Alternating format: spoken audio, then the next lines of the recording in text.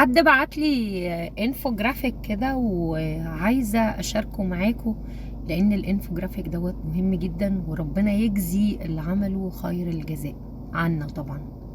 اللي السيسي عاوز يحافظ عليها. الدولة اللي يقصدها السيسي هي اللي اتأسست بعد 52 على ايد عبد الناصر والعسكر اللي معاه، واللي ببساطة أسسوها على 3 أركان: عسكر وفن وفلوس، وكله منفذ على بعضه، وطبعا المصالح مشتركة. يبقى احنا عشان نحافظ على الدولة والثروة ما تروحش لحد غريب لازم نتجوز من بعض. دي كانت سياسة العسكر من 60 سنة لحد دلوقتي. وتعالوا بينا نشوف.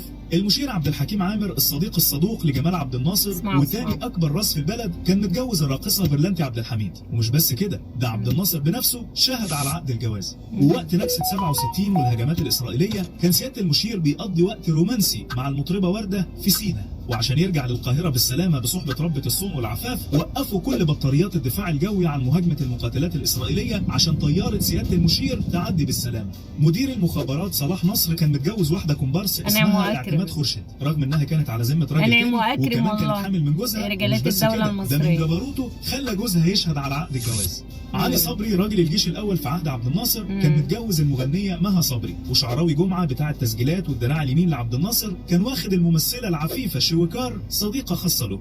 وزير الداخليه النبوي اسماعيل كان متجوز المطربه فايده كامل. اسامه الباز سكرتير مبارك كان متجوز الممثله نبيله عبيد في السر، والظاهر انها حكت تجربتها معاه في فيلمها الراقصه والسياسي.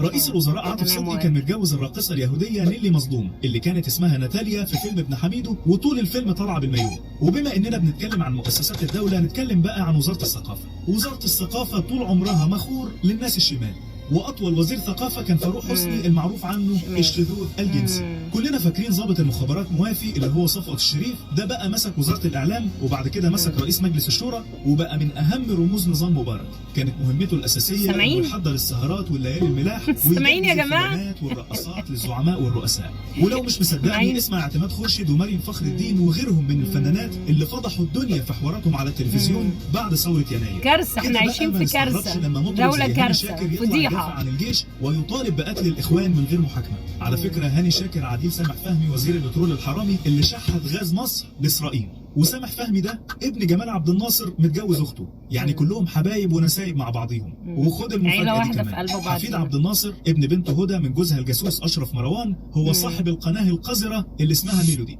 وكان متجوز بنت السكير عمرو موسى. عمرو موسى ده بقى مرات ابوه تبقى الممثله اليهوديه رائيه ابراهيم، وله منها اخ يهودي عايش في فرنسا. ما تستغربوش بقى لما تعرفوا ان السيسي امر بعلاج مريم فخر الدين ومعالي زايد ولميس جابر وغيرهم في المستشفيات العسكريه. كفايه. انتوا سمعتوا يا حبايبي؟ عرفتوا ان مصر